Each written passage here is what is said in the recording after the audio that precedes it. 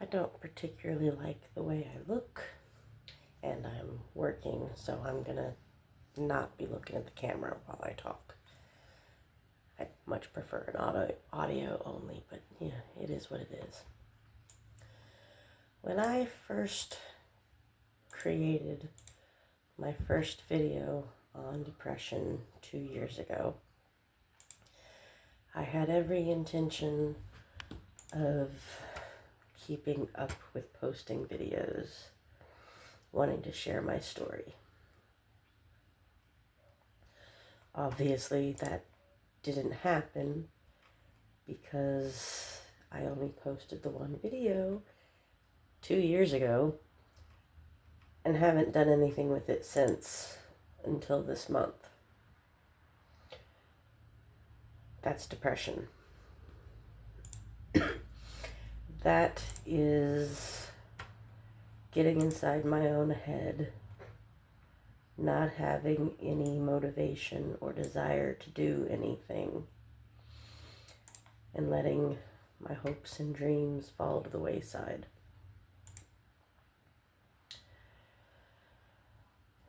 I spent my entire life being torn down, told that I don't matter, and that my thoughts and opinions don't matter. I've spent my entire life feeling like I don't matter because of that. And I know how bad that feels.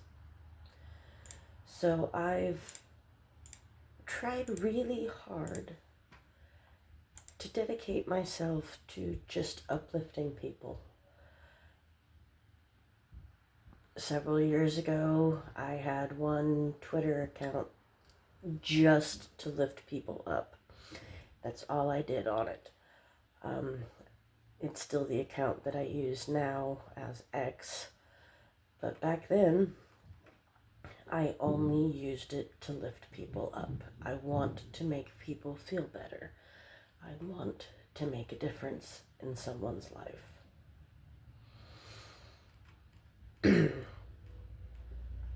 I don't know if I would be called a good mother or not. People that know me say that I am.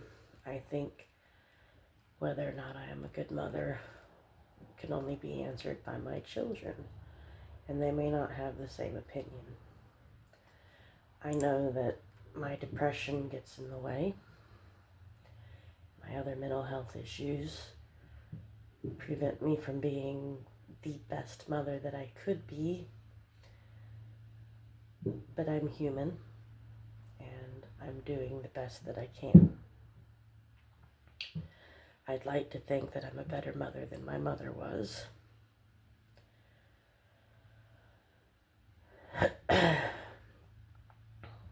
But we all like to think that we're better than we are.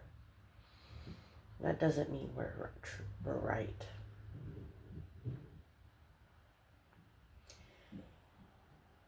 We have to be able to get outside of our own heads and to look at things from other people's perspectives.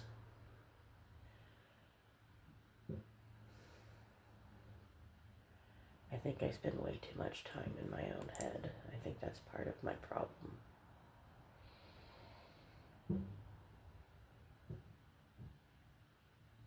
I'd rather not be alive.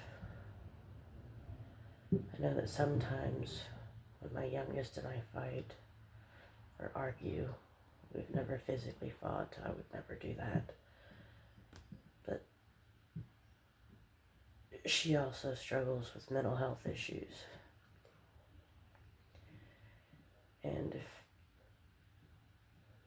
And I know that sometimes I scare her because she's worried that I'm going to hurt myself.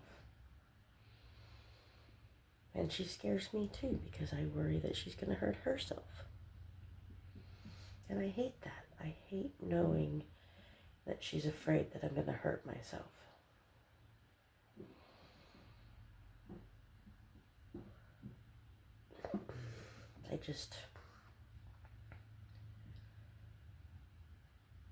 I don't think I know how to bottle it up anymore. I think somewhere along the lines I realized that bottling it up made things worse. And that's why I've resorted to these videos. Because as long as I'm sharing, it doesn't matter if you guys watch the video or listen to the video. It doesn't matter if you scroll by and ignore me. I can't afford to go to counseling. I can't afford to talk to a therapist. I know I need one. I also can't ever afford to take off work to go to therapy, so what do? You find a way to get it out in the open. And for me, it's these videos. For me, it's talking about it with whoever will pay attention. And if you don't pay attention, then I'm still getting it out in the open. I'm still getting it off my chest. That's the important part, right? Getting it off our chest. Letting it out there into the universe. So it's no longer weighing on us. And that's important.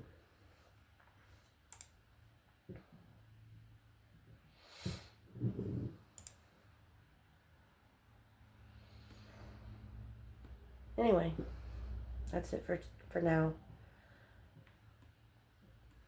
Please remember to be kind to yourself. And I say that because I know that I'm rarely ever kind to myself. I'm my own worst enemy, and I think that goes for everyone. We are all our own worst enemies. We're always hardest on ourselves. So yes, it is important to be kind to other people, but it's just as important, if not more so, to be kind to yourself. I hope you have a lovely day.